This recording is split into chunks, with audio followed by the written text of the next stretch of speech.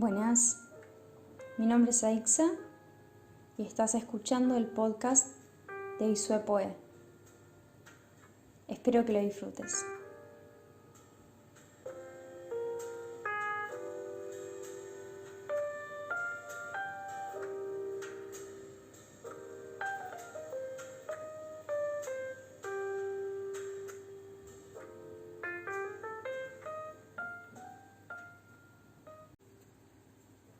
El que nada, de Pedro Mairal. Tengo 50 años y necesito nadar. Estoy de vacaciones en un edificio con pileta. Bajo temprano, pero ya hay niños jugando en el agua. Una mujer, quizá la madre, hablando por teléfono en la reposera. ¿Es linda? De lejos parece que sí. Estoy chicato. Esa lejanía brumosa embellece mucho a la gente. Me paro más derecho y me trabo un poco en mi striptease de sacarme la remera y caminar hasta el borde. Salto en un clavado a lo Tarzán. Pero en el aire dudo si no estaré en la parte baja de la pileta y quizá me rompa la nariz contra el fondo del cemento. Entonces hago un movimiento raro. Dudo. Me doblo en el aire y caigo de panzazo. El sonido de mi tejido adiposo impactando contra la superficie del agua. Duele un poco, pero sumerjo la humillación casi hasta el otro borde. Entro en un mundo distinto, donde puedo volar. Nunca deja de fascinarme eso. Nado por un costado de la pileta para no molestar. En el fondo celeste ondulan los hexágonos de luz. En alguna novela puse eso. ¿Dónde? Ya sé. A veces pienso en juntar todo lo que escribí en mi vida en un solo archivo Word. Así encuentro fácil las cosas y cuento las palabras y busco repeticiones. ¿Cuántas veces usé la palabra hexágono en mis libros? Tengo 50 años y no sé las reglas del Marco Polo. Cada vez que saco la cabeza del agua mientras nado, escucho que los chicos gritan: Marco, Polo, tierra, nadie. No aprendí las reglas porque yo era el más chico y no me las explicaron. Y solo sabía por intuición que no tenía que dejarme atrapar. Ahora me gusta no saberlas. En algunos largos, no muy largos, porque la pileta es más bien corta, es decir, en algunos largos cortos, veo bajo el agua que uno de los chicos se me cruza delante, huyendo del que tiene los ojos cerrados. Ya no quiero saber las reglas, porque el sonido del juego es como un poema que no termino de entender. Marco, Polo, tierra, nadie. Cuidado al señor que nada, dice la señora que todo. ¿Que todo qué? ¿Que todo lo sabe? ¿Que todo lo embellece? Soy el señor que nada, el que morirá sin haber entendido las reglas del Marco Polo. Tengo 50 años. Todas mis novias me ganaron al ping pong. Iba a empezar cada párrafo con la frase tengo 50 años, pero ahora ya no me parece una buena idea. Así que quedará para los lectores imaginarse que cada párrafo empieza con esa frase, que en el fondo puede significar muchas otras y ninguna a la vez, porque no es tan importante tener 50 años. Es solo el sistema decimal que lo vuelve tan redondo el número, medio siglo, etc. Y lo del ping pong tampoco lo quiero seguir. Suena mejor así. Casi podría ser un título. Todas mis novias me ganaron el ping pong. Y es cierto. Mi papá tiene 82. Lo traje a la playa de su infancia. No se quiere volar. Se agarra de su sombra, su sombrita, su sombrilla, su gran sombra, su super sombra, la sombra de papá. ¿Agarra la sombrilla para que no se vuele o se agarra para no volarse? Papá se aferra a su sombra, vestido y con anteojos y sombrero, en la playa al mediodía. Y no sé cómo seguir este párrafo, porque él está acá, vivo y contento, y simplemente quiero que esto dure, no quiero que se termine. Entonces, pienso, quizá mejor dejar que sea apenas un principio. Tengo un cansancio moral, bastante absoluto, y una teoría al respecto. El ser humano estaba programado para vivir unos 40 años, quizás 50, con toda la furia. Después el cuerpo entra en una obsolescencia, fallan los sistemas, es todo sobre vida. ¿Por qué no le va a pasar lo mismo al cerebro, a los archivos de la memoria, al metabolizador de la experiencia, al generador del entusiasmo vital, a la resistencia emocional? No sé cómo llamarlo. A los 50 sentís que estás trabajando con un Windows 98 y ya no hay más cambio de software, y la actualidad funciona a 1000 tetrabytes por segundo. Y encima viene lo más difícil. Te ocupas de 2 generaciones, los más grandes y los más chicos. Hijos demandantes y padres enfermos. Suena horrible reducirlo a eso, pero quiero ser horrible por un rato, un párrafo, un largo corto, una nadada medio espasmódica y desordenada. Sigo.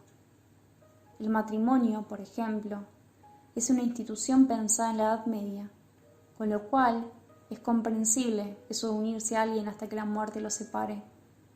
Cuando te morías a los 40, eso era más fácil, pero ahora que la gente vive hasta los 80, es otra historia. Es comprensible que la gente se case 2 veces o más. Y esto se da en muchos otros órdenes de la vida. No estamos preparados psíquicamente para vivir tanto. Miles de años armando estructuras emocionales, sociales, filosóficas, para atravesar una vida que duraba la mitad de lo que dura ahora. Entonces hay que inventar otro andamiaje. Siento que ya viví todo. ¿Cuánto falta? ¿Esto sigue? Vengo zafando de guerras y episodios espantosos. Llegué hasta acá. ¿A dónde me quieren empujar? Ya di 50 vueltas al sol y sigue la montaña rusa. Vencida de la edad, sentí mi espada, dice Quevedo. Yo le agregaría solo una L. Vencida de la edad, sentí mi espalda. Estoy encorvado, sufro el deterioro del privilegio. 1 año de dar clases por Zoom, de laburar sentado, casi sin caminar, me arruinó la espalda. Se me derrumbó el torso. Con este cuerpo que envejece hay que seguir. Déjense de joder con la longevidad. Es muy largo todo. No insistan con la inmortalidad. El infierno es una conciencia que nunca se apaga. No me anoten en esa. Muchas gracias. Tengo 2 hijos. Y sí, los quiero ver crecer. Quiero ver todo lo que hacen y acompañarlos. Voy a resistir. Voy a aguantar hasta que me lleven a la playa, ellos en el auto, y me sienten bajo una sombrilla. Pero llévenme algo de alcohol, por favor. Yo a papá le llevé unos gin tonics. Tengan en cuenta eso. No se olviden. Hijos míos, futuros nietos. Alcohol recreativo. No mucho. Solo un toque de alegría para aguantar la resolana del mundo. Yo ya no voy a manejar para esa época, así que voy a poder tomar unos tragos. Aferrado a la sombrilla, mirando a mis nietos jugar en las olas. Pero recuerden que son muy neura, muy neura. y si no estoy escribiendo, soy mi propio monstruo. Un monstruo diseñado por mí para arruinarme todo lo que veo y toco y pienso. Entonces, ahí, una cervecita o un whisky playero o una caipirinha para el futuro viejo, el escritor olvidado. Olvidado por su obra, pero sobre todo porque ya no se va a saber bien qué carajos era un escritor. Y no va a tener mucho sentido esa figura. Al nadar grito bajo el agua. Grito el año de encierro pandémico. Vuelo en el turquesa de la pileta y exhalo mi horrenda queja subacuática. No es tanto un grito, sino un gemido ronco y grave, como una sirena de barco. Nadie me oye. Solo las bestias marinas que oyen el ultrasonido, las bajas frecuencias del pánico y me acompañan en el sentimiento. Las estoy llamando. Soy Aquaman, pero no el nuevo, de Jason Momoa, sino el histórico, el de torso naranja y calzas verdes, el rey de los 7 mares, el que cabalga un caballito de mar gigante, el autor de remolinos y tormentas, el último maestro de agua. Creo haber hecho unos 20 años de terapia, o más. A mi último psicólogo lo vi un día en la pileta del Sport Club de Almagro. Era la época en que lo llevaba a mi hijo a nadar. Él tenía clase de 1 hora y yo hacía largos en los andariveles disponibles. Nos pateábamos y pegábamos codazos entre todos en el agua porque éramos varios por andarivel. Yo venía nadando pecho y lo vi a mi psicólogo sentado al borde, poniéndose las antiparras. ¿Era él? ¿Podía ser? Sí, era. Retacón, pecho canoso, compacto, malla roja. Se sumergió. En el medio de la pileta me lo crucé y lo miré bajo el agua. Ahí lo tengo todavía. Es mi tiburón de Hearst. Mi psicólogo nadando. Lo tengo en una pecera de agua celeste en mi memoria. La imposibilidad física de la muerte en la mente de alguien que ve a su psicólogo bajo el agua. Mi psicólogo en formol azul.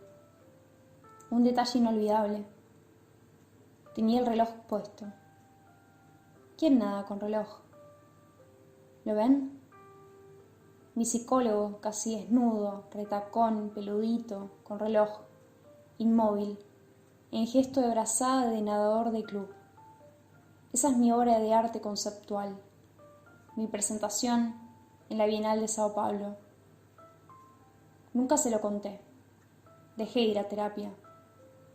También dejé ir a nadar. Lo llevaba a mi hijo a su clase y me quedaba en el auto, en el estacionamiento que era al aire libre. 1 hora de tranquilidad y soledad en el auto. Un lujo para un padre de familia. Me quedaba leyendo en el asiento del copiloto de mi fantasma. Escuchaba la radio. A veces llevaba la guitarra y practicaba alguna canción. Tienen buena acústica los autos. Una tarde vi una rata caminar sobre el cable en una cornisa. Me acuerdo que tomé la decisión de grabar en video una serie de canciones que podían llamarse Canciones Estacionadas. Iba a ser un hit. Nunca lo hice. El último mensaje de mi psicólogo decía: Pedro, no puedo dejar de señalarte lo volátil de tus decisiones. Voy a contar lo que más me gusta en el mundo. Lo que más me gusta en el mundo es ir caminando con mi hija de 7 años, sentir que su mano y mi mano se agarran solas para cruzar la calle. A veces después de cruzar, seguimos sin soltarnos 1 cuadra. El tamaño mínimo de su mano y mi mano. La temperatura de su mano. Pero sobre todo, la manera en que nuestras manos, en cada esquina, se buscan por reflejo, por telepatía de manos, como si se arreglaran entre ellas para ponerse de acuerdo. Esa mano diminuta que me ayuda a mí a cruzar. Estoy cocinando cada vez mejor. Mis desayunos son muy celebrados. Unos desayunos medio mexicanos que aprendí a hacer, con salsas picantes. Vuelvo de nadar y hago un gran desayuno. Aprendí a cocinar cosas básicas a los 25. A los 30, cocinaba algunas cosas más allá del arroz y los fideos. A los 37, empecé a cocinar de verdad. La primera vez que le hice una buena comida a Inés, mi mujer, se me caían las lágrimas. Nos sentamos a comer y tuve un mega derretimiento de los hielos polares. Todavía estoy tratando de pensar qué fue lo que me pasó. Una sensación de comienzo bueno, de querer y ser querido. Lo único que me hace llorar es el amor. El dolor no, pero cuando el amor sobrepasa el dolor, cuando algo en mí encuentra de nuevo esa nota entre mí y el desastre, ahí me quiebro. El departamento está frente al mar. Hoy hay viento sur. Brilla el sol, pero está frío. Veo 2 o 3 valientes soportando la inclemencia en la playa, con unas sillitas que le dan la espalda al aire helado. Una pareja camina hacia la playa. Todavía no pasaron los médanos, todavía no palparon el ventarrón. Tienen pinta de recién llegados. Primer día veraneo. De la mano van. Los veo que alquilan 2 reposeras. Las pagan. Cada uno lleva la suya. En la cima de los médanos, el viento lo desacomoda. La reposera es como un cartel de chapa en el huracán. Llegan a la playa. Dudan. Él señala un poco más allá, como si eso cambiara algo. Ella se queda parada, mirando hacia otro lado. Después lo sigue. Hacen unos gestos. Pareciera que no se oyen bien. ¿Qué se dirán? Él baja la reposera, la acomoda también la de ella, y hace otro girito 360, mirando el mundo despiadado. Las playas inhóspitas de la costa atlántica. Siempre pienso en los esquimales, los primeros inuit. De qué horrores tienen que haber estado huyendo para que al llegar al páramo de hielo blanco dijeran, bueno, acá. Me imagino la escena, la parejita inuit. Él de pronto frena, dice, acá está bien. Ella mira alrededor. ¿Acá te parece? Sí, está bueno, pero medio frío, ¿no? Digo, hay hielo hasta el horizonte, osos polares. ¿Dónde vamos a dormir? Es verdad, está medio fresco, pero es buen lugar. Cortamos unos bloques de nieve y armamos algo. Tiene que haber sido horrible lo que les pasó más al sur, en las zonas de calor, para que decidieran quedarse ahí. Por supuesto que deben haber sido desplazamientos lentos de adaptación a lo largo de las generaciones, pero igual, un friolento como yo no lo puede conseguir. Miro por la ventana de nuevo. Ahí siguen los 2 valientes veraneantes.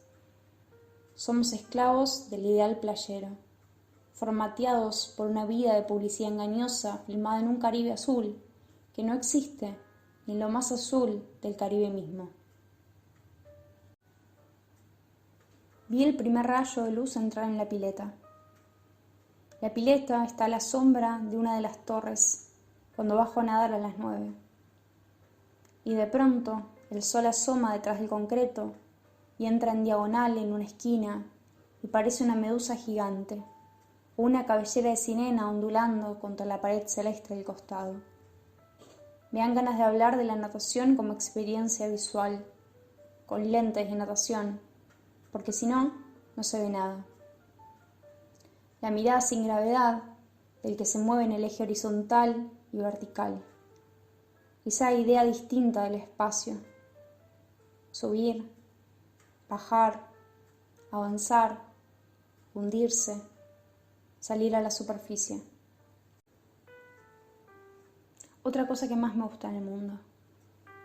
Escuchar a mi hijo, que ahora tiene 19 años, cantar. Cuando saca la voz para afuera, es conmovedor. Ojalá se anime a hacer eso en público un día.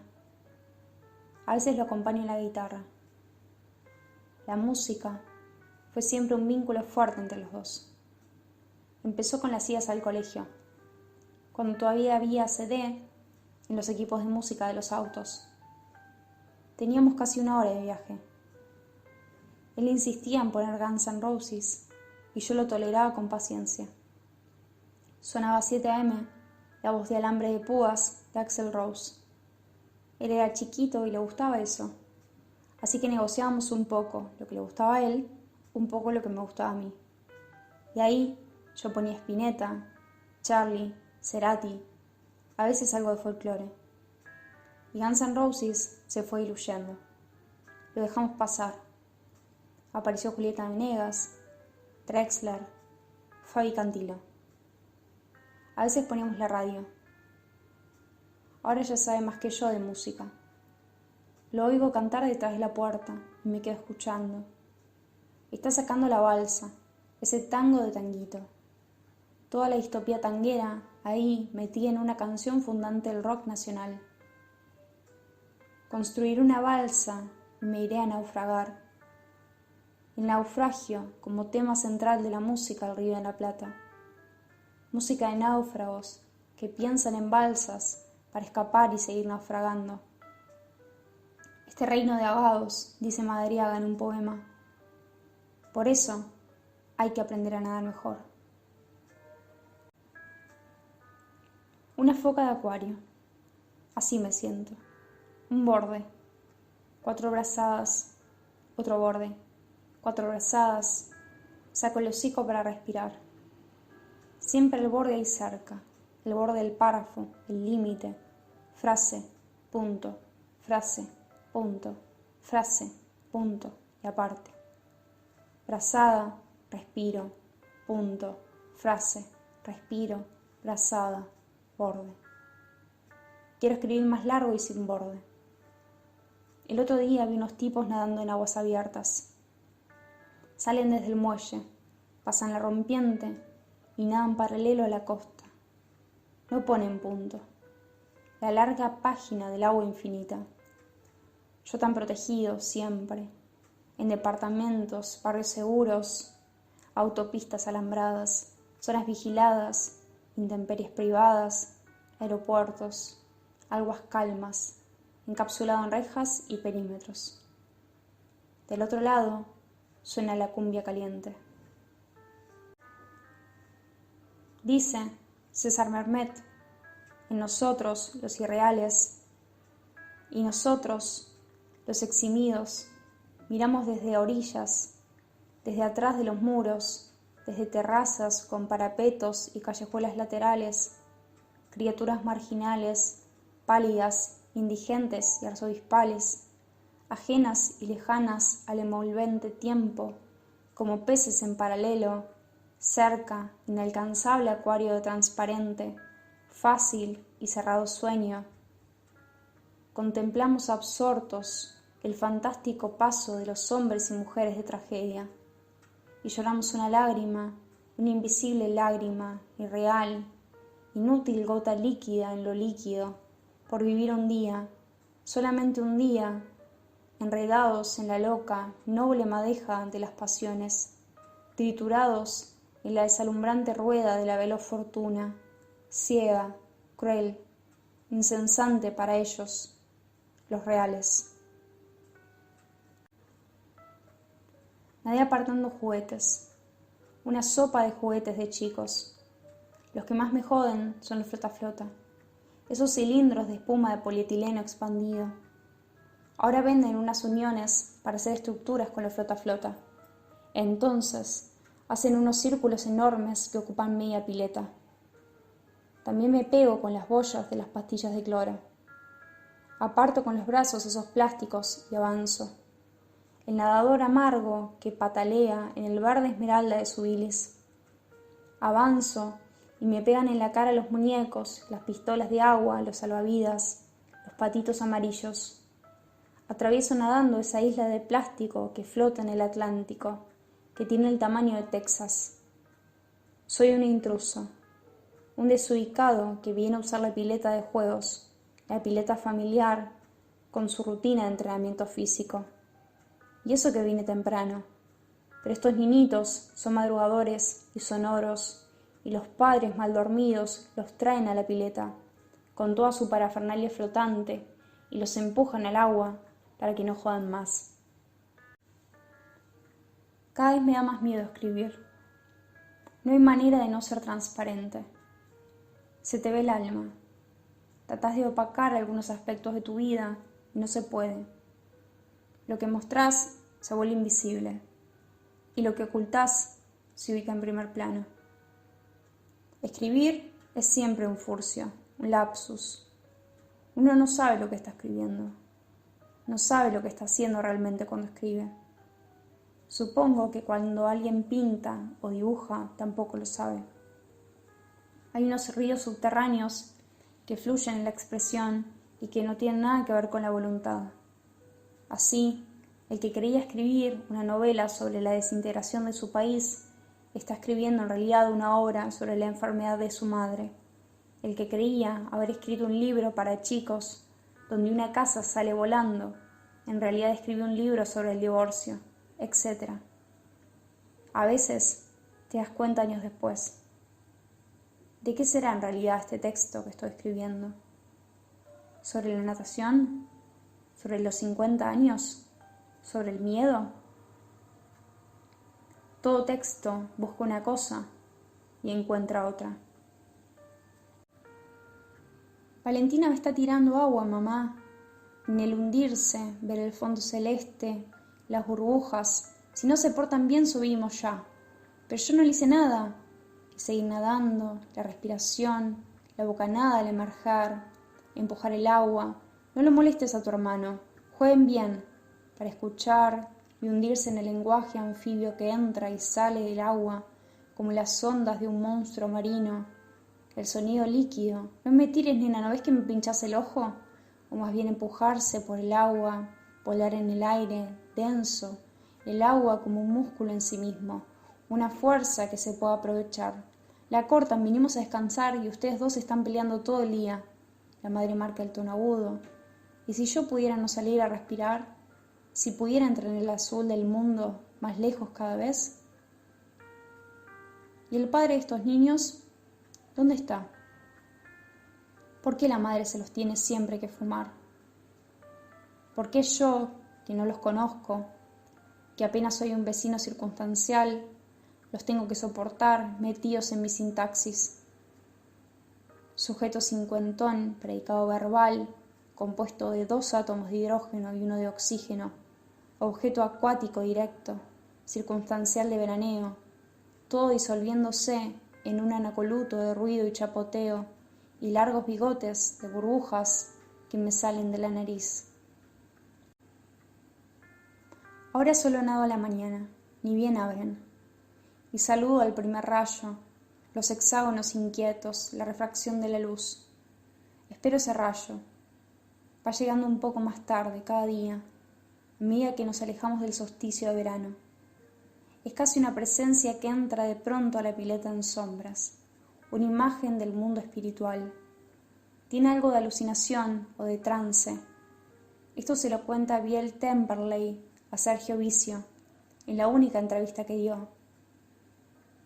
También recuerdo que cuando yo era muy chico vivía en Vicente López, y todas las mañanas mamá me llevaba al río, cargado en la espalda. Yo todavía no sabía caminar, y un día me caí al agua. Recuerdo que estaba sentado debajo del agua en paz, sin extrañar absolutamente la vida, la respiración, el mundo. Lo único que sentía era el éxtasis de ver una pared color tierra cruzada por el sol. Era un manto anaranjado que yo tenía ante los ojos. Y era feliz. Vi el gran nadador de la poesía argentina, y una pared cruzada por el sol. Es difícil entender cómo, en la prehistoria, en distintas partes del mundo que no estaban comunicadas entre sí, la gente que vivía en las cavernas pintaba cosas similares. Además de los animales, pintaban patrones de rayas y puntos casi idénticos en distintos continentes. De a poco se va descubriendo que esos dibujos están relacionados con las visiones cerebrales de los estados alterados de conciencia. Después de estar mucho rato en la oscuridad total, por ejemplo, se ven patrones geométricos, puntos equidistantes, líneas interconectadas como un panal. Ahí están mis hexágonos. Me sumerjo en eso. Con cada entrada en el agua, entro al mundo donde se ve que todo está conectado. Me acuerdo de una vez que salí a caballo al atardecer en el campo en Entre Ríos.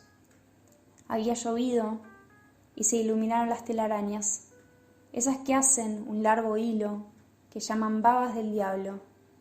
Millones de hilos dorados que conectaban todo con todo, hasta el último tallo del pasto, con los cardos, los alambrados, los árboles, los molinos, los vasos de mi caballo.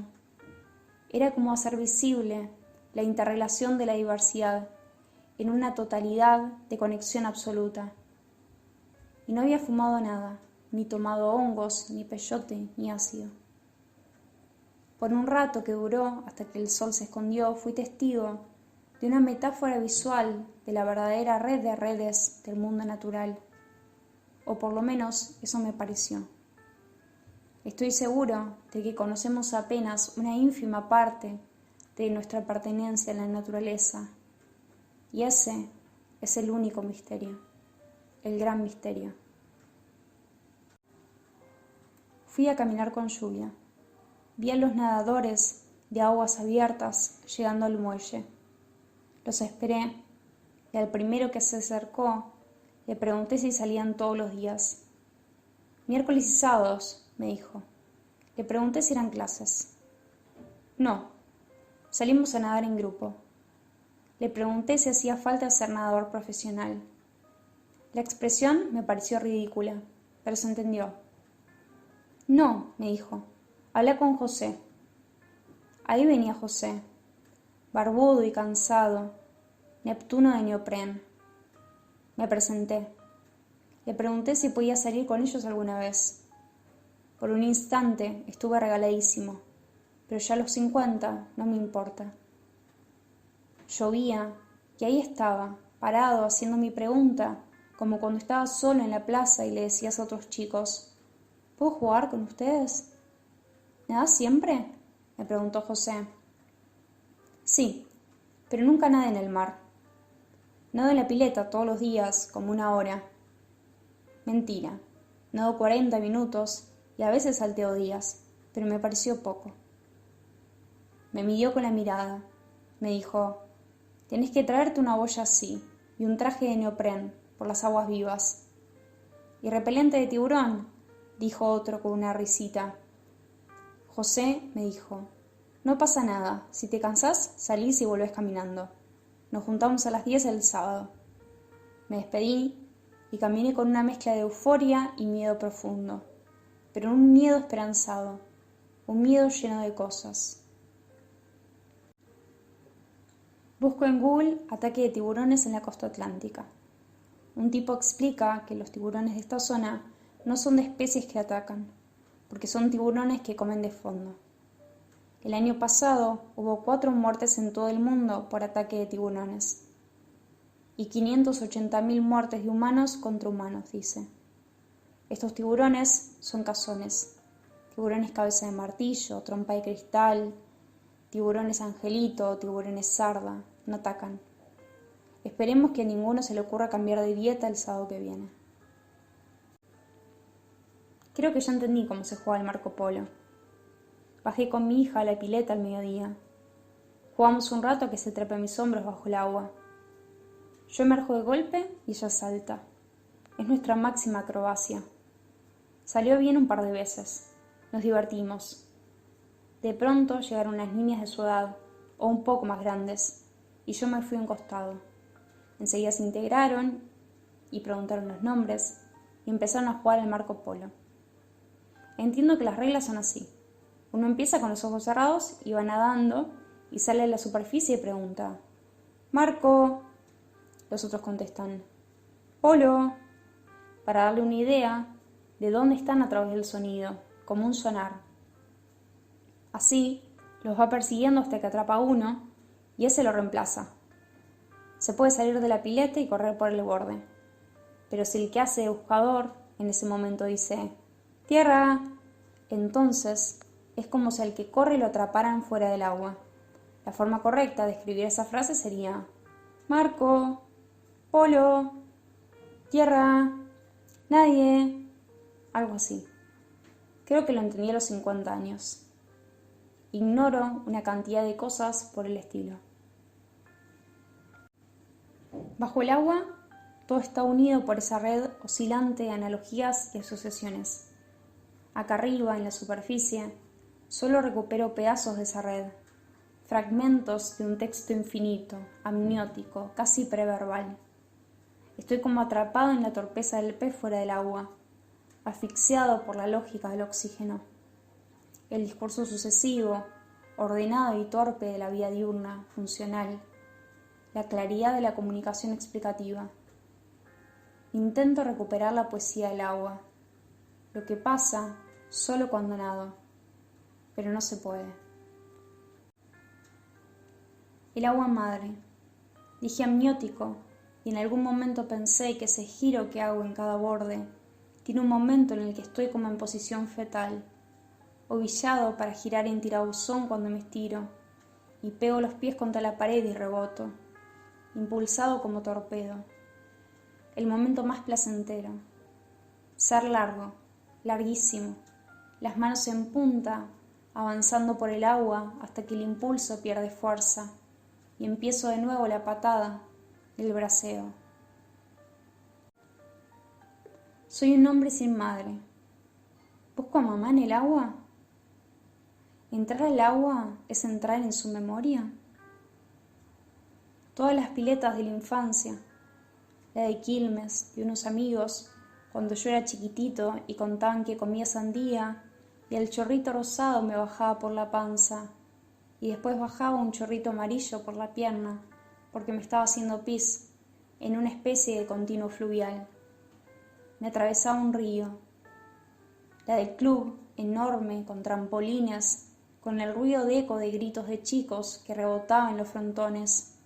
Mucho olor a cloro y unas tablas patinosas, puestas supuestamente para no patinarse, y donde de pronto te enganchabas un dedo del pie.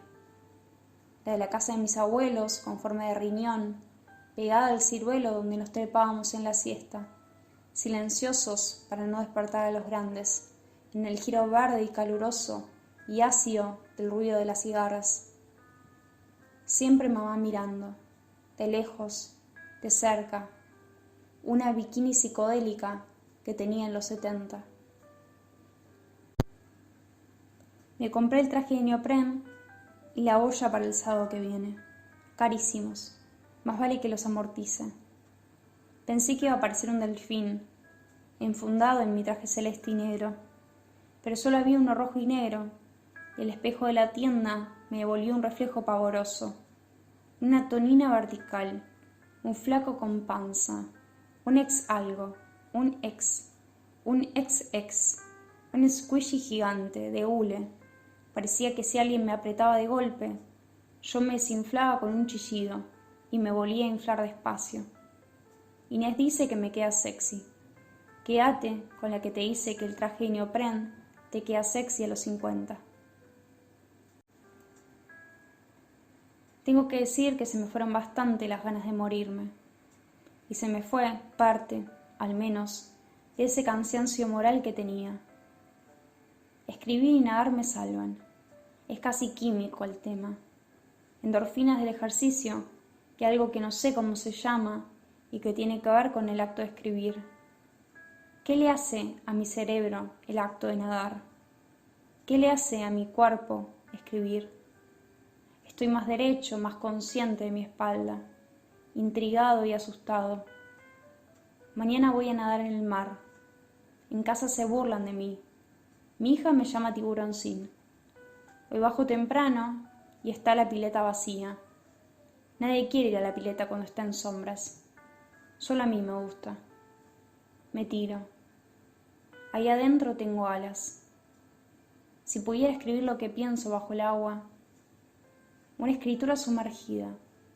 Después vuelvo, subo y trato de reproducir cosas que fluían en realidad mucho mejor. Corrían entre mis dedos los recuerdos, pasaban a través de mi propia memoria. El agua de todos esos años. Cada vez que bajo a nadar atravieso años, vivencias inconexas, especulaciones. A veces entro en una especie de imitación y queda ese diálogo atrás. Me lavo de mí mismo. Me saco la sintaxis, la voz de la tribuna contraria. Nado sin mí, nado sin nada. El que nada sin nada. El que nada en la nada. El que nada.